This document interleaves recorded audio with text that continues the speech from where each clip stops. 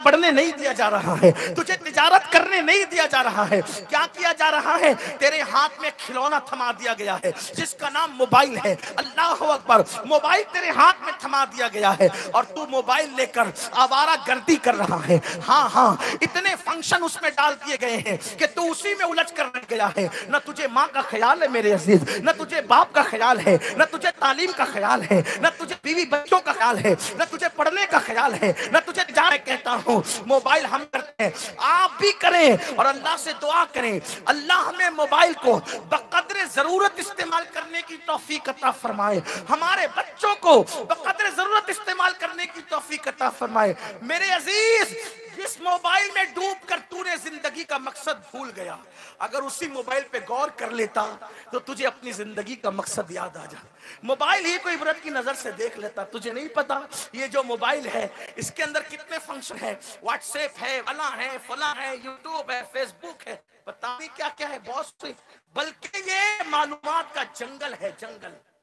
ठीक, सारे फंक्शन है, एक से बढ़कर एक है, लेकिन आप कोई भी फंक्शन खोल के रखें, यूट्यूब खोल के रखें, फेसबुक खोल के रखें, व्हाट्सएप खोल के रखें, लेकिन जब कॉल आती है, कॉल, तो सारे फंक्शन पीछे होते हैं, कॉल नजर आती है। मोबाइल चालू है तो कॉल नजर, क्यों? उसकी वजह यह है कि मोबाइल को बनाने का मकसद फेसबुक नहीं, मोबाइल को बनाने का मकसद यूट्यूब नहीं, मोबाइल को बनाने का मकसद टीवी नहीं, ये सब दूसरे नंबर की चीज है। पहला नंबर मोबाइल का क्या है? कॉल, एक से दूसरे को जोड़ देना, एक से दूसरे को बात करवाना। ये मोबाइल जिसने आपको अपने मकसद से दूर कर दिया, ये कभी अपने मकसद से दूर हुआ? आप यूट्यूब खोल के बैठे, कोई कॉल करेगा तो ये बोलेगा नहीं अभी यूट्यूब चल रहा है, कॉल नहीं आना, फेसबुक नहीं आना, बोलो, ये बोलेगा नहीं। ये सबको तोड़ ताड़ करके कॉल पहले पेश करेगा, क्योंकि उसको पता है कि मेरी जिंदगी का मकसद कॉल है।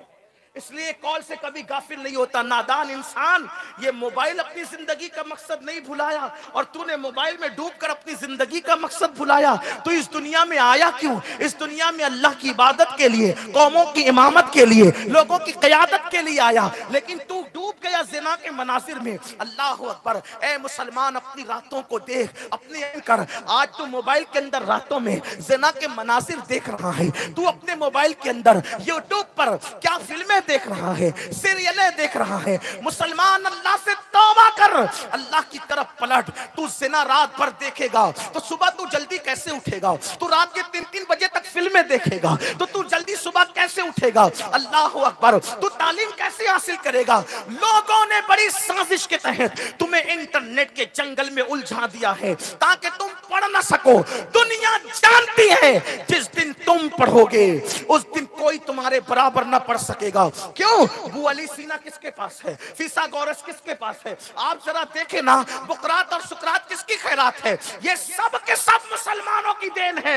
अल्लाह अकबर। इसलिए दुनिया जानती है इनको पढ़ने मत दो, इनको जाहिल बना करके रखो। और उसके लिए तुम्हारे हाथों में कभी फिल्में दे दी गई, कभी मूवी दे दी गई, कभी गाने और गजलें दे दिए गए। याद रखें, ये आपसे मोहब्बत नहीं करते। ये जो रात को तुम पर इंटरनेट फ्री कर देते हैं ना, ये तुमसे मुशफिक नहीं है, तुम पर मुशफिक नहीं है, तुम पे मेहरबान नहीं है, तुमसे प्यार नहीं करते। वो ये जानते हैं कि तुम्हें इतना बिजी कर दे लहवो लाइफ के अंदर कि तुम पढ़ ना सको। अगर तुमसे उनको मोहब्बत होती, वो तुम्हारे बच्चों को रोटी देते, कपड़ा देते, मकान देते, किताबें देते। वो तुमको क्यों उलझा कर रखते? नहीं मेरे जवान, आज तुझे इस दस्तार बंदी के जलसे में फैसला करना होगा कि तू उम्र के किसी भी हिस्से में है, तुझे तालीम हासिल करना होगा। हर मजहब में इल्म हासिल करने के लिए उम्र की कैद है, लेकिन तन्हा मेरा मजहब इस्लाम है जिसमें हुक्म आता है उतलुबुल इल्मा मिनल्लाह के माँ की कब्र की गोद में जाने तक के इल्म हासिल करते रहो। बाल सफेद हो जाए तब भी तुम्हें इल्म हासिल करना है। आपको बताओ, और इल्म के लिए सिर्फ समरकंद और बुखारा जाने का हुक्म नहीं है, बल्कि फरमाया उतलुबुल इल्मा लौ कानो बिस्सीन। अगर तुम्हें इल्म हासिल करने के लिए चाइना तक जाना पड़े तो वहां तक जाओ। मैं पूछता हूं, जब रसूलुल्लाह ये फरमा रहे थे कि इल्म के लिए अगर चाइना तक जाना पड़े तो जाओ, तो उस वक्त तो चाइना में कौन सा इल्म बट रहा था? बुखारी का, मुस्लिम का, तिरमिजी का, इब्ने माजा का। इनके तो वजूद भी नहीं थे अल्लाह वालों। सबसे ज्यादा कौन पढ़ाने वाले थे? हुजूर। चाइना में पढ़ाया क्या जा रहा था जो चाइना की तरफ इशारा हो रहा है? जरा सोचे ना, इस पर भी तो सोचें, इस पर भी तो गौर करें। आपको मुझे हैरत है, हम कहते हैं हम साइंस नहीं पढ़ेंगे क्योंकि हम मुसलमान है। मैंने कहा फजल से बड़ा मुसलमान है तू, काफी मुरादाबादी से बड़ा मुसलमान है तू। ये अपने दौर के इतने बड़े बड़े उलमा हैं जिनके पास अंग्रेज आकर इल्म हासिल कर, जिनके पास अंग्रेज फजल खैराबादी जो मुजाहिद हुर्रियत, हुर्रियत का मुजाहिद है, आजादी का मुजाहिद, सबसे पहले अंग्रेजों के खिलाफ जिसने जिहाद का फतवा दिया उसका नाम फजल खैराबादी है। कई दर्जन अंग्रेज उनके शागिर्द थे। बाद में फजल अकबर जब बगावत का मुकदमा चला तो वो मुकदमा जिस अंग्रेज जज के पास गया वो भी फजल का शागिर्द था। फजल खैराबादी से इतना मुतासिर था, उसने कहा उस्ताद एक मर्तबा सिर्फ कह दें कि ये जिहाद का फतवा जिसने दिया है वो फजल हक तो है, मगर वो फजल हक मैं नहीं हूं, कोई और फजल हक है। तो फजल हक ने कहा था वल्लाह झूठ बोलकर जान तो बचेगी लेकिन फतवे की आबरू खत्म हो जाएगी। फजल हक को मरना आज भी है, कल भी है। हम हक के लड़ सकते हैं लेकिन फतवे की आबरू कभी खत्म नहीं कर सकते। ये हमारे उलमा थे, ये हमारे उलमा की शान थी। आप कहां हो? ये कौन बोल सकता है जुर्रत के साथ जिसके पास इल्म दीन भी होगा, इल्म दुनिया भी होगा?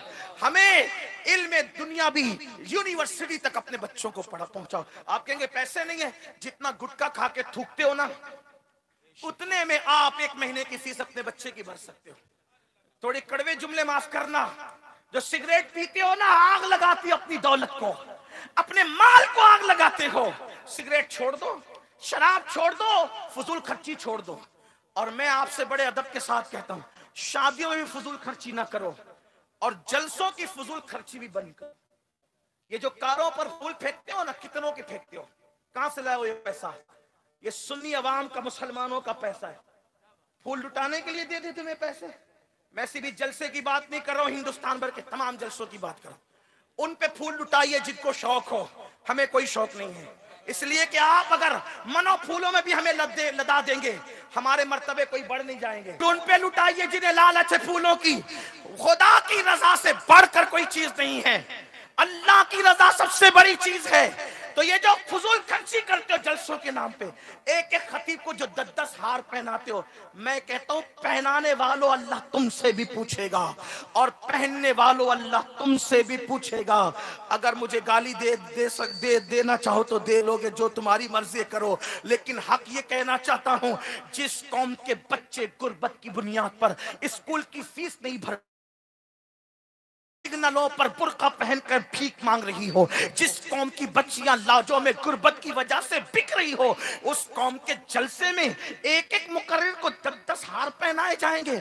आखिर ये बिदअत तुम कहां से लाए? चले मोहब्बत में पेश करना था, एक गुलाब काफी था, इससे भी काम चल सकता था। लेकिन तुम कर क्या रहे हो? शादियों की फजूल खर्ची भी बंद करना होगी, जलसों की फजूल खर्ची भी बंद करना होगी, उर्सों की फजूल खर्ची भी बंद करना होगी और अपने कौम को चाहे वो इल्म के ऊपर खर्चा करो। लोग कहते हैं सुन्नियों के पास पैसा नहीं है, मैं कहता हूं सुन्नियों के पास जितना उतना किसी के पास नहीं है। और जितना सुन्नी लुटाने का जिक्र रखता है उतना कोई माई का लाल पैदा नहीं हुआ दीन पे लुटाने का। लेकिन तुम्हें जहां खर्चा करना चाहिए तुमने खर्चा नहीं किया। आप अगर अपने पीर के नाम पर, बल्कि अपने पीर के मजार पे 10,000 की चादर चढ़ाते हो, चादर चढ़ाने से मैं रोकने नहीं आया हूं, बल्कि हम तो लोगों को कहते हैं ठीक है चढ़ाओ, 10,000 की बजाय 100 रुपए की चढ़ा दो, बकिया पे अपने पीर के नाम पे साले सवाब के तौर पर उन बच्चों की स्कूल की फीस भर दो जो स्कूल की फीस भर नहीं पा रहे हैं। उससे होगा क्या? आपको सिर्फ हाथ चूमने की फजीलत मालूम है, आपको सिर्फ फूल चढ़ाने की फजीलत मालूम है, आपको सिर्फ चादर चढ़ाने की फजीलत मालूम है, आपको इल्म में मदद करने की फजीलत नहीं मालूम है। मैं बताता हूं तुम्हें, और मैं कुछ नहीं हूं, मैं तो उलमा की खैरात भी नहीं, उनकी जूतियों की खैरात भी नहीं, उनकी जूतियों का गुबार भी नहीं हूं। लेकिन सुनो उस आलिम रब्बानी की बात जो आलिम भी था, सूफी भी था, अपने वक्त का गौसुल आलम, तारिक मालिक सल्तनत सैयदना मखदूम अशरफ जहांगीर समदानी, सुभान अल्लाह, माशाअल्लाह। कहीं खर्च करने पर वो सिला नहीं जो इल्म की राह में खर्च करने पर। क्यों? क्योंकि मेरे आका ने फरमाया अल इल्म हयातुल इस्लाम व इमादुद्दीन, इल्म इस्लाम की जिंदगी और दीन का सुतून है। तो दीन के सुतून को बचाने के लिए खर्च करोगे तो इससे बड़ी चीज क्या है? लेकिन तुमने वो सबक पढ़ा नहीं। माफ करना नलखेड़ा वालों, इस तकरीर से बहुत लोग नाराज होंगे, लेकिन 100 बार हो जाए, गालियां देंगे दे लें, और कुछ करना चाहे कर लें। मैं अपने अल्लाह की रजा और मेरा अल्लाह की कसम खा के कहता हूं, मैं उसकी खुशी के लिए कह रहा हूं। छोटा मुंह बड़ी बात होगी, लेकिन उसकी खुशी के लिए कह रहा हूं। इल्म की राह में तुमने खर्चा नहीं किया। इल्म की राह में खर्चा करने का सवाब तुम्हें पता है, तुम्हें मालूम है? आओ मखदूम साहब के हवाले से बात अर्ज करूं। लताइफ अशरफी हजरत के मलफूजात, उसमें ये बात लिखी हुई है, क्योंकि कुरान की एक आयत की 70 हजार तफसीरें, एक आयत के 70 हजार मानी हैं। आप कहेंगे 70,000? मैं कहूंगा जब गालिब और इकबाल के शेर के इतने माना निकल सकते हैं, जब मखलूक के अशार के और उनके कलाम के इतने माना हो सकते हैं, तो खालिक के कलाम की मानवियत का आलम क्या होगा?